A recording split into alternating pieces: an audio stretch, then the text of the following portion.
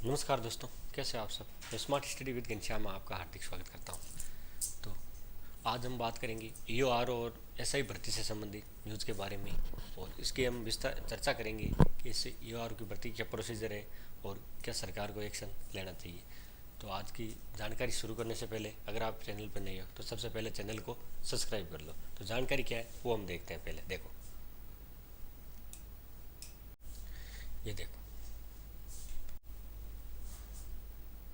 रद्द हो सकती है एसआई परीक्षा।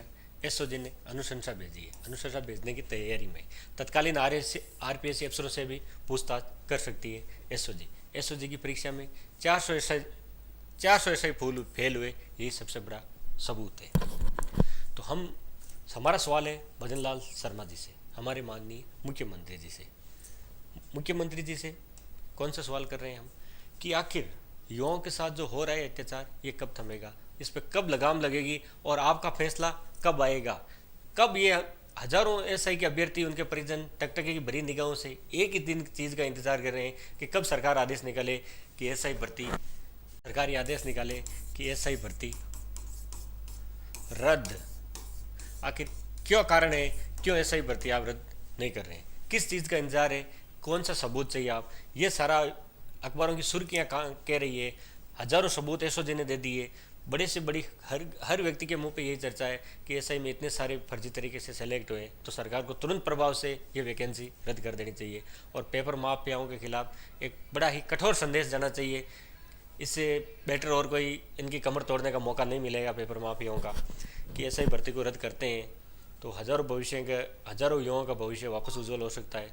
तुरंत प्रभाव से भर्ती आएगी, भर्ती बड़ी ही पारदर्शी तरीके से होगी। आप ये जानते हुए भी जो ये भ्रष्ट हो गए, थानेदार बनने से पहले ये भ्रष्ट हो गए थे, जो पेपर खरीदे तो वो भ्रष्ट तो हो ही गए। वापस इंटरव्यू हुआ, डमी कैंडिडेट बैठाए गए, उनको आप चलो उनको कुछ नहीं, ये तो वो लोग हैं जो पकड़ में आ गए। कुछ लोग ऐसे वो पकड़ में भी नहीं आ रहे, उनको आप ज्वाइनिंग दे देंगे। तो किस हिसाब से हम गुड गवर्नेंस की आशा कर सकते हैं। तो सरकार अपनी जो भी मंशा है वो स्पष्ट करे, तुरंत भर्ती को रद्द करे। जिन मुद्दों को लेकर आप सत्ता में आए थे, पेपर लीक, हालांकि ये मैं ये नहीं कहता कि पेपर लीक की घटना सिर्फ राजस्थान में हुई है, ये पूरे देश में एक तरह से कैंसर की तरह फैल चुका है और राजस्थान तो इसका अड्डा बन चुका है। आरपीएससी इसका अड्डा बन चुकी है। आरपीएससी जैसी बड़ी संवैधानिक संस्था जिस पे लोगों का विश्वास था, अब इस पर भी सवाल उठ रहे हैं। इसको भी कटघरे में खड़े कर सकते हैं कि पहले तो ये बात है, इन्होंने ऐसे की परीक्षा 3 दिन क्यों करवाई, जब 10-15 लाख 17 लाख वैकेंसी में रीट वगैरह में अभ्यर्थी होते हैं, उनका एग्जाम आप एक दिन में करा सकते हो। आरएस जैसी परीक्षा 7-8 लाख उसमें भी कैंडिडेट होते हैं, उनका एग्जाम एक दिन में हो सकता है। तो ऐसे में 5 लाख अभ्यर्थियों का क्यों नहीं हो सकता, इनको 3 दिन में क्यों करवाई। बाबूलाल कटारा का जो उस पूरी भर्ती की पेपर लीक में शामिल था, आपको पता चल गया था, फिर भी उन पर कार्रवाई नहीं हुई, फिर भी इस भर्ती को रद्द नहीं किया। वो पूर्ववर्ती सरकार की, चलो वो उसने अपना खामियाजा भुगत लिया, लेकिन आपसे तो उम्मीद लगाई थी, आप इसी वजह से सत्ता में आए थे कि हम युवाओं के साथ कुठाराघात नहीं करेंगे, किसी प्रकार का अन्याय नहीं होने देंगे। तो वही युवा आज आपसे न्याय मांग रहा है कि तुरंत प्रभाव से इस एसआई भर्ती को, और ईओआरओ उसकी भी जांच चल रही है, और एसआई, इन दोनों को रद्द करो। यह तो हम वाजिब मांगे।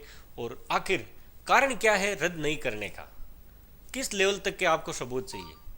वापस एसओजी आरपीए में गई, उसका मैंने वीडियो बना दिया है, आप चाहो तो देख लेना। वहाँ पर जाके उनका दोबारा रिक्रिएशन एग्जाम करवाया गया। उनमें से आधे से ज़्यादा लोग ऐसे थे जिनको 50% सवालों की जवाब नहीं पता। 20 लोग ऐसे ऐसे थे जिनको 17 लोग जिनको 20 सवाल भी नहीं आ रहे थे। और डमी तो कितने सारे हैं वो तो पता ही है आपको। उनको पकड़े से रिमांड पे अभी चल रहे हैं, कोर्ट में पैसे भी है। वो उनका न्यायालय का फैसला है, न्यायपालिका क्या फैसला देती है। लेकिन ये फैसला अब एसओजी ने तो ये कह दिया कि पेपर लीक हुआ है। 100% पूरी तरह से एसओजी इस बात में पुख्ता प्रमाण के साथ ये बात कह रही है। उनके एडीजी वीके सिंह, उन्होंने ये मान भी लिया है। अब ये बात सरकार के पास, गेंद सरकार के पाले में चली गई। सरकार इस पर क्या निर्णय लेती है। अब सरकार को रद्द करने में क्या दिक्कत क्या आ रही है, कुछ तो कारण होगा। या फिर आप एक आधार बता दो कि इस वजह से हम भर्ती रद्द नहीं करेंगे, इस वजह से नहीं करेंगे। अच्छा, कुछ लोग कह रहे हैं भर्ती रद्द नहीं होनी चाहिए कि जो मेहनत से लगे। अच्छा, जो मेहनत से लगे वो तो कितने हैं, बड़ी मुश्किल से 10% भी नहीं है, 50-60 से ज़्यादा से नहीं है संख्या उनकी जो मेहनत से लगे हैं। उनका क्या, जो आधे से ज़्यादा 90% वैकेंसी में फर्जीवाड़ा हो गया।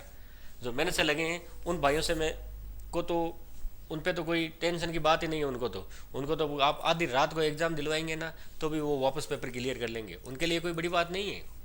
लेकिन इन 10% चक्कर में जो 1000 लोगों का भविष्य खराब हो रहा है, उनका क्या।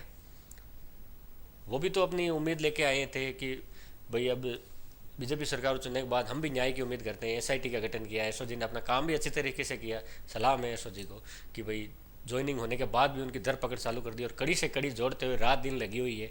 और इस इतने सारे सबूत सरकार के सामने रख दिए, लोगों के सामने रख दिए कि अब तो एसआई भर्ती को रद्द ना करने के अलावा कहने के लिए कोई चारा ही नहीं है। सरकार ये इससे इनकार ही नहीं कर सकती कि पेपर लीक नहीं हुआ है।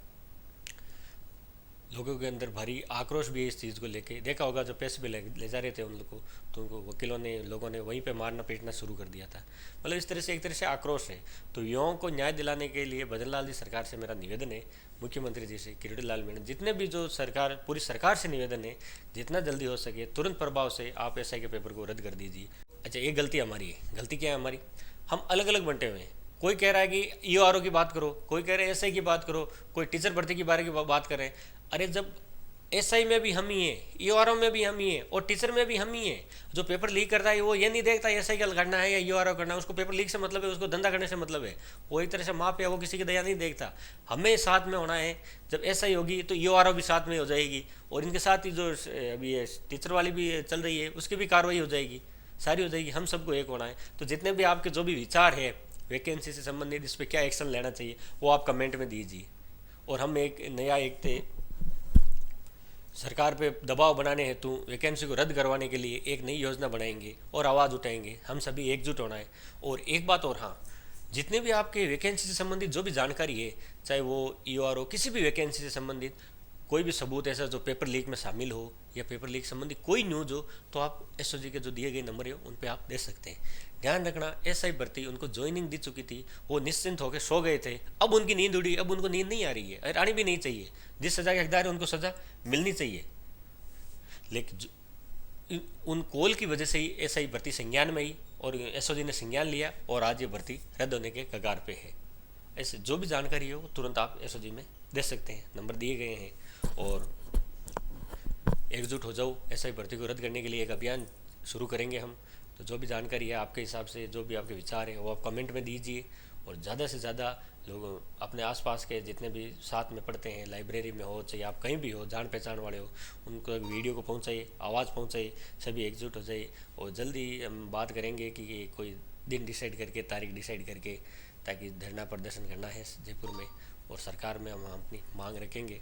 और उम्मीद है अच्छा ही रिस्पॉन्स मिलेगा और वैकेंसी जल्दी रद्द हो जाएगी।